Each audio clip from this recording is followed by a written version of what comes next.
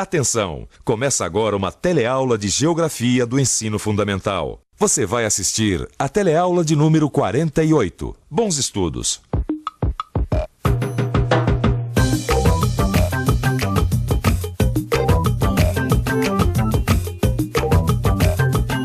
Nas últimas teleaulas, você tem conhecido alguns países que, juntamente com outros, formam blocos econômicos que disputam o mercado mundial. É o caso, por exemplo, dos países da Europa, com a União Europeia, dos países do Pacífico, conhecidos como os tigres asiáticos, e também dos países da América do Norte com o NAFTA. Em todos esses casos, o que cria a unidade, a coesão desses blocos, além dos fatores geográficos, são os interesses políticos e econômicos. Hoje, você vai conhecer alguns países que têm também como elemento unificador uma poderosa religião. Na teleaula de hoje, você vai estudar o mundo islâmico, uma vasta região que se estende do norte da África ao Paquistão. Vai conhecer sua localização estratégica e a importância da sua produção de petróleo para a economia mundial. Finalmente, vai constatar a instabilidade política dessa região e o papel do islamismo como seu elemento unificador. Eu mesmo tenho me interessado em aprender um pouco mais sobre o Islã, me inteirar a respeito dessa religião que provoca sentimentos tão inflamados. Você também está? Ótimo! Então vamos pesquisar juntos. A nossa teleaula de hoje está apenas começando.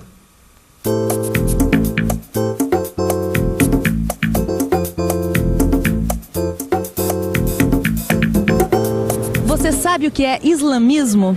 Islamismo é uma religião. Islamismo deve ser uma religião, né? Olha, eu acho que é uma seita que eu ouço falar. Eles não creem assim em Deus, eu acho. Acho que seria um outro tipo de Deus. É uma seita religiosa, né? Lá dos árabes, né? Eu sei que faz parte de uma religião. Para um país com a grande maioria cristã, como é o caso do Brasil, o islamismo é uma religião que pode até causar uma certa estranheza. Mas, na verdade, o islamismo e o cristianismo têm um passado em comum. Ambos nasceram no Oriente Médio e têm a origem no mesmo tronco, o Velho Testamento. Aliás, deste tronco também nasceu o judaísmo, que junto com o islamismo e o cristianismo são as três religiões monoteístas que se expandiram além das suas regiões de origem e transformaram profundamente o resto do mundo. Religiões monoteístas, o que será isso, hein?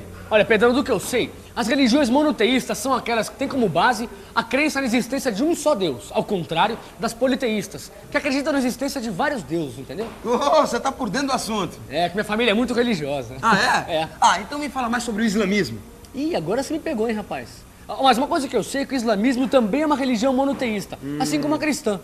Agora sabe que eu queria ficar um pouco mais por dentro desse assunto, né? E você, não? O Islã é uma palavra árabe que significa submissão, aqui entendida no sentido de submissão a Deus.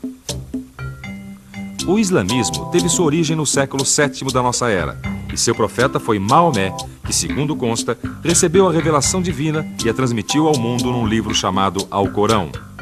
Este livro possui para o muçulmano o mesmo sentido sagrado que a Bíblia tem para o cristão.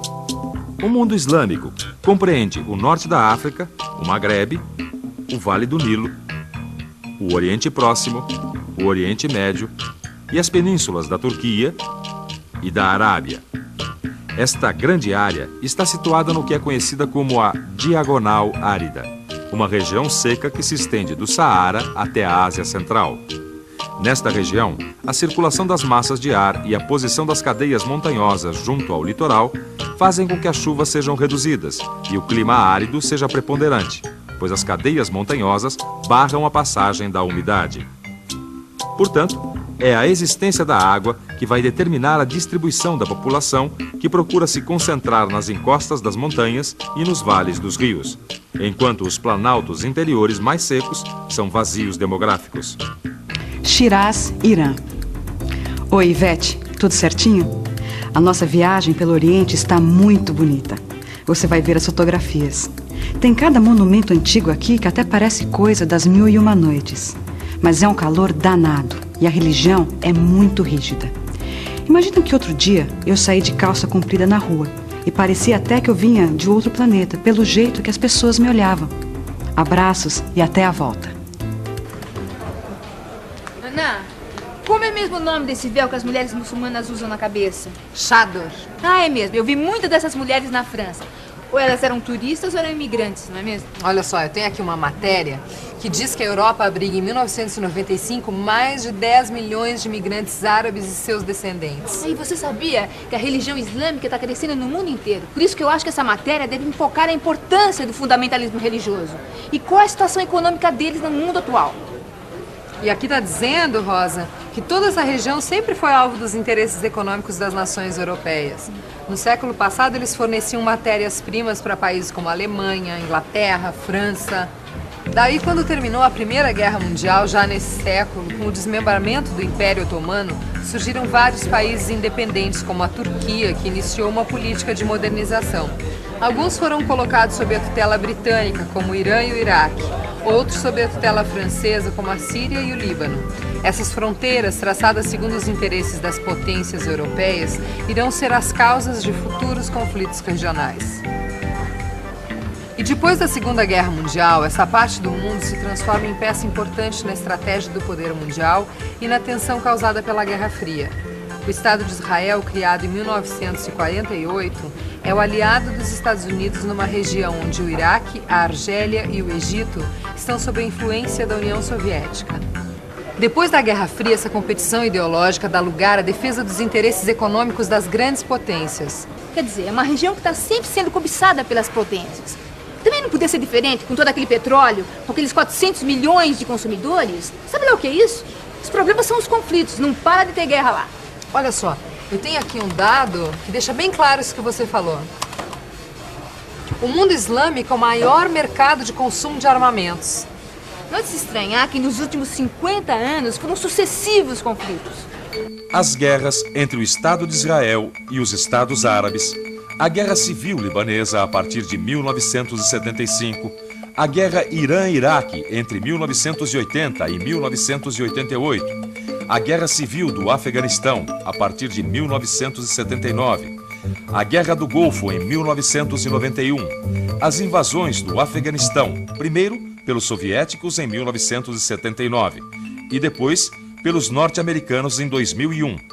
E mais recentemente, a ocupação do Iraque pelas forças militares dos Estados Unidos e seus aliados europeus em 2003.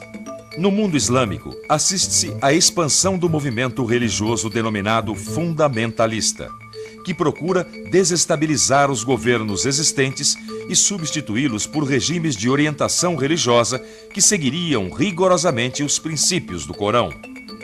Os grupos mais radicais se opõem, inclusive, ao reconhecimento da existência do Estado de Israel.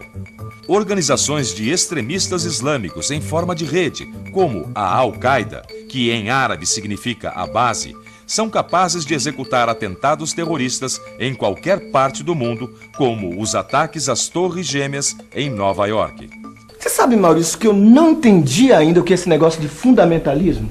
Olha, as religiões fundamentalistas são aquelas que seguem os seus livros sagrados rigorosamente ao pé da letra. No caso dos muçulmanos, por exemplo, é o Alcorão, ou Corão, né, como eles chamam. O muçulmano tem uma série de obrigações que eles não podem deixar de fazer de jeito nenhum, como, por exemplo, rezar 5 vezes por dia, de madrugada, ao meio-dia, no meio da tarde, ao pôr do sol e à noite. Onde quer que eles estejam, pode ser até em outro país ou na casa de uma outra pessoa, eles têm que rezar na hora determinada. E são muito rigorosos na observação dessas regras. E eles vivem do que por lá? Claro, tirando o petróleo. Bom, a industrialização ainda é insignificante, com exceção da Turquia e da Argélia, né? Agora, os outros países ainda dependem bastante da agricultura e da pecuária. Agricultura, com toda aquela região árida? Pois é, mas eles aproveitam bem as faixas litorâneas, né? Que são mais úmidas, e também os vales dos rios. Eles plantam alguns cereais para consumo próprio, né? Como arroz, milho, trigo. E tem também os cultivos comerciais, né? Como algodão e frutas. Na verdade, eles estão até aumentando a produção com novas técnicas de irrigação, melhor qualidade de sementes, né? E projetos de distribuição de terras. Eles exportam a produção de frutas da região para a União Europeia. Mas, no geral, ainda importam alimentos. E a pecuária, hein, Maurício? Eles criam o que por lá? ovelhas e cabras. E é feita nas regiões secas, nos planaltos inferiores, né? É uma atividade antiquíssima que ainda usa os métodos tradicionais. Agora, a grande riqueza da região continua sendo o petróleo. Petróleo. Esta é uma palavra mágica dos tempos atuais. E sem ele, como fazer o mundo moderno andar? E sem dúvida, é a grande riqueza regional do mundo islâmico, o petróleo. O Golfo Pérsico é geologicamente uma região privilegiada em termos de petróleo, pois graças a uma depressão sedimentar em relação ao Planalto da Arábia e às montanhas da Turquia, ela acumula nada menos do que 65% das reservas mundiais de petróleo. Esse petróleo é exportado em bruto, por meio de oleodutos que cruzam o deserto até o Mediterrâneo, ou em superpetroleiros, que se abastecem nos terminais do Golfo Pérsico. Toda essa riqueza em forma de petróleo sempre foi explorada por grandes companhias petrolíferas dos países industrializados. Essas companhias pagavam o direito a essa exploração com parte dos lucros, os chamados royalties. Depois da Segunda Guerra, as empresas norte-americanas também começaram a participar dessa exploração, que aumentou rapidamente devido ao início da produção da Arábia Saudita. Com o tempo, os países da região começaram a tomar consciência da riqueza que possuíam em seu solo. A partir daí, passaram a exigir mudanças nos critérios de exploração. Foi o caso do Irã, que em 1951 nacionalizou a indústria de petróleo. Em 1960, 5 países produtores, a Arábia Saudita, o Iraque, o Irã, o Kuwait, países do Oriente e a Venezuela da América do Sul, organizaram-se para fazer frente à redução do preço do petróleo e criaram a Organização dos Países Exportadores de Petróleo, a OPEP, com o objetivo de coordenar ações conjuntas nas questões relativas ao petróleo. Mais tarde, a adesão de novos parceiros fortaleceu ainda mais a OPEP. E a OPEP ficou tão forte que chegou a decretar um embargo no fornecimento do petróleo aos países ocidentais. Foi por causa de Israel, não foi?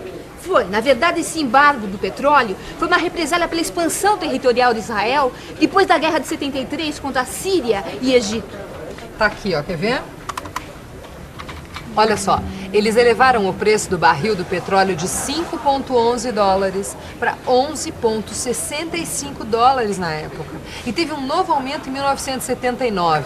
Foi a famosa crise do petróleo da década de 70. Exatamente. Os países que mais sofreram foram os países que não tinham petróleo, como os países europeus, que tiveram que se adaptar às novas condições.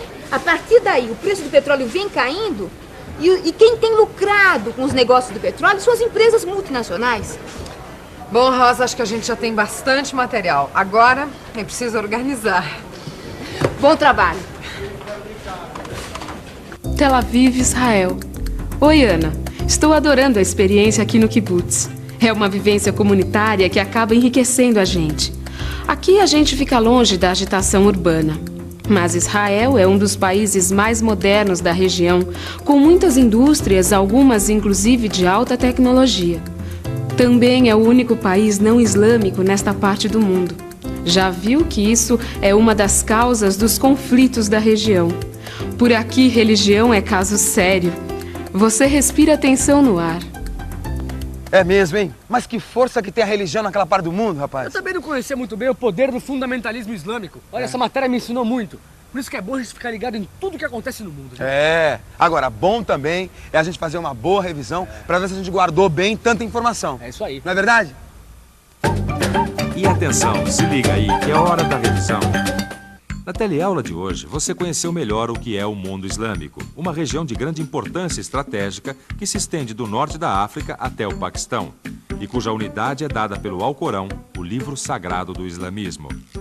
Aprendeu que a grande riqueza regional é o petróleo, produto vital para a economia mundial, e que a ação conjunta dos países produtores pode alterar a produção e a comercialização deste produto, cujos lucros, entretanto, ainda são controlados pelas grandes empresas multinacionais. Viu por fim que o Estado de Israel é o único país não islâmico numa região em que a expansão do movimento fundamentalista islâmico vai aumentando a cada dia as tensões internas e a instabilidade política da região. Agora é com você. Aprofunde tudo o que aprendeu estudando o seu livro. E até a próxima.